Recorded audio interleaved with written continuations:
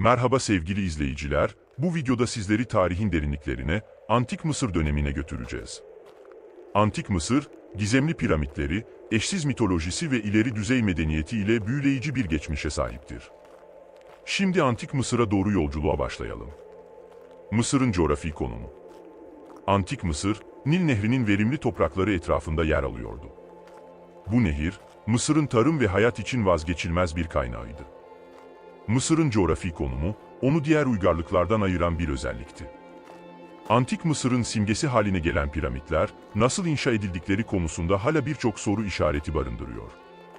Büyük piramitin yapımında kullanılan tekniği anlamak, Mısır'ın mühendislik dehasını keşfetmemize olanak tanıyor. Tanrılar ve mitoloji.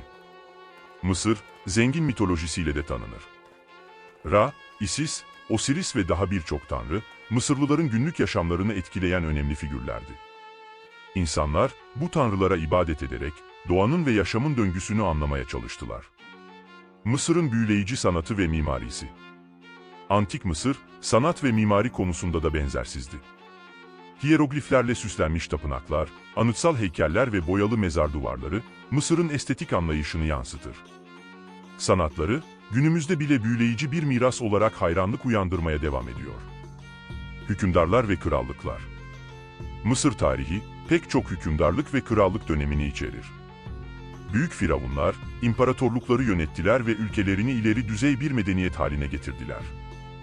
Bu liderlerin hayatları ve yönetim tarzları, Mısır'ın tarihinde unutulmaz izler bıraktı. Mısır'ın tarihi zenginliği. Antik Mısır, tarih sahnesine çıktığı andan itibaren, kültürel, sanatsal ve bilimsel başarılarıyla göz kamaştırdı. Uygarlıkların ortaya çıkışından binlerce yıl önce, Nil Nehri'nin verimli topraklarında yükselen bu medeniyet, piramitleri, tapınakları ve sanat eserleriyle tarihi zenginleştirdi. Mısırlıların inşa ettiği piramitler, belki de arkeolojinin en büyük gizemlerinden biridir. Büyük Piramit, Keops piramidi olarak da bilinir ve hala nasıl inşa edildiği tam olarak çözülememiş bir bilmece olarak duruyor. Devasa taş blokların nasıl taşındığı, yerleştirildiği ve birleştirildiği konularında çeşitli teoriler bulunmaktadır. Mitolojik dünya. Antik Mısır'ın mitolojisi, birçok tanrı ve efsane ile doludur. Ra'nın güneşi, Osiris'in yaşam ve ölüm döngüsü, Isis'in bilgeliği. Bu tanrılar, Mısırlıların günlük yaşamlarını etkileyen önemli figürlerdi. Mitoloji, onların dünyayı anlama çabalarını ve doğanın gizemlerini çözme çabalarını yansıtır. Mısırlılar, sanat ve mimaride de yaratıcılıklarını konuşturmuşlardı. Tapınaklar, heykeller, freskler ve hiyerogliflerle süslü mezarlar, Mısır'ın sanatsal mirasını oluşturdu.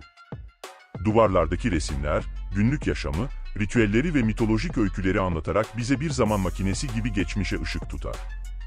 Mısır tarihinde, büyük firavunlar ve krallar, imparatorluklarını büyüten ve yönettikleri dönemlere damgalarını vuran liderlerdi.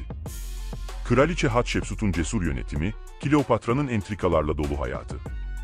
Bu liderler, Mısır'ın tarihini şekillendiren isimlerdi. Antik Mısır'da inşa edilen piramitler, o dönemin mühendislik harikalarından biridir.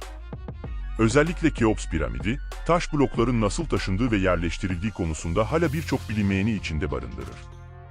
Hiyerogliflerin çözülmesi, hiyeroglifler, Mısır'ın yazılı dilinde kullanılan sembollerdir. Bu sembollerin çözülmesi, 18. yüzyılın sonlarına kadar mümkün olmadı. Rosetta taşının 1799'da bulunması, hiyerogliflerin çözülmesinde önemli bir adım oldu. Kleopatra'nın dil bilgisi yeteneği. Kleopatra, Antik Mısır'ın son kadın hükümdarı olarak bilinir ve bir dönem Roma liderlerinden Jules Caesar ve Mark Antony ile ilişki yaşamıştır. Ayrıca, Kleopatra'nın çeşitli dilleri akıcı bir şekilde konuşabildiği ve dil bilgisi yeteneğinin oldukça gelişmiş olduğuna dair kayıtlar vardır. İlk bilinen parfüm, Antik Mısırlılar, parfüm yapımında ustalardı. İlk bilinen parfüm tarifleri Mısır'dan gelir. Parfümler genellikle dini ritüellerde, özel törenlerde ve günlük yaşamda kullanılırdı. Nil Nehri ve bereketi. Mısır'ın yaşamı, Nil Nehri'nin düzenli taşkınlarına bağlıydı. Bu taşkınlar, nehir kıyısındaki toprakları verimli hale getirir ve tarım için uygun ortam sağlardı. Nil, Mısır için yaşamsal bir öneme sahipti. Mumyalar ve Ölülerin Kitabı, Antik Mısır kültüründe ölüm, yaşamın bir devamı olarak görülürdü. Mumyalar, ölenin bedenini korumak amacıyla hazırlanır ve ardında bırakılan eserlerle birlikte gömülürdü. Ölülerin Kitabı, öte dünyada hayatta kalma kılavuzu olarak kabul edilirdi. Matematik ve astronomi bilgisi. Mısırlılar, piramit inşaatında kullanılan matematik bilgisiyle ünlüdür. Ayrıca, astronomide de ilerlemişlerdi. Nil Nehri'nin düzenli taşkınları, Mısır'ın takvim sistemini geliştirmelerine yardımcı oldu. Sfenks'in gizemi. Giza'da bulunan Büyük Sfenks, Antik Mısır'ın en ikonik yapılarından biridir. Ancak, Sfenks'in tam olarak ne zaman ve niçin inşa edildiği hala bir gizemdir. Ve işte, Antik Mısır'a dair bu kısa yolculuğumuzun sonuna geldik. Umarım, bu video sizlere Antik Mısır'ın zengin tarihini ve kültürünü daha yakından tanıma fırsatı sunmuştur. Bir sonraki videoya kadar hoşça kalın.